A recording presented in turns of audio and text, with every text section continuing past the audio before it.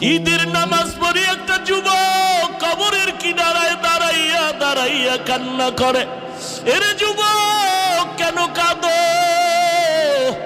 বলে গত ঈদে নামাজে যখন আমি রওনা দিলাম, ঈদের নামাজে যাইতে পোশাকটা পরিয়া ঘর থেকে বের হওয়ার সময় আমার মায়ের কাছে দাঁড়াইল।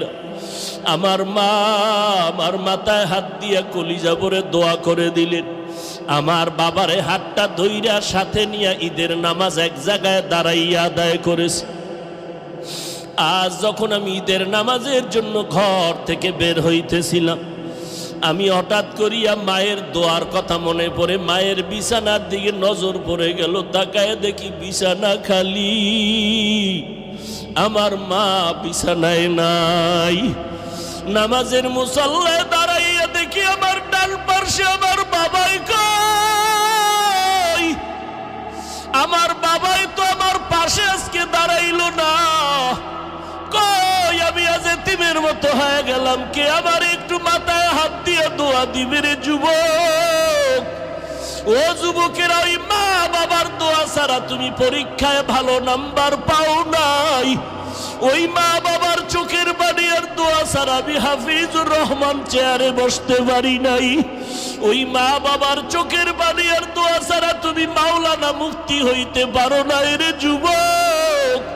ওই মা বাবার দোয়া ছাড়া তুমি টাকার মালিক, বাড়ি গাড়ির মালিক, সম্মানের চেয়ারের মালিক হতে পারো নাই।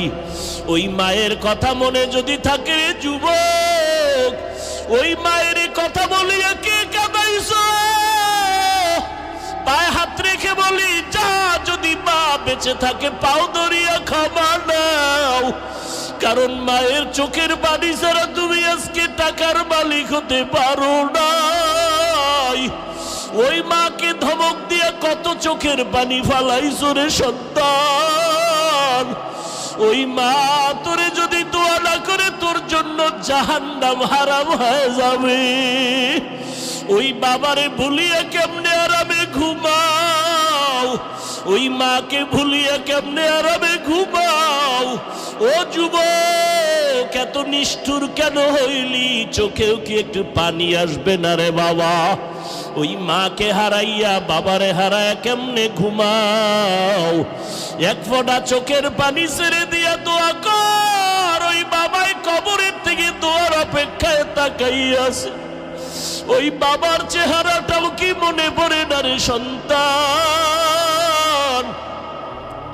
ওই মায়ের চেহারাটাও কি মনে পড়ে না রে সন্তান? এত নিষ্ঠুর কেন হইলি রে বাবা?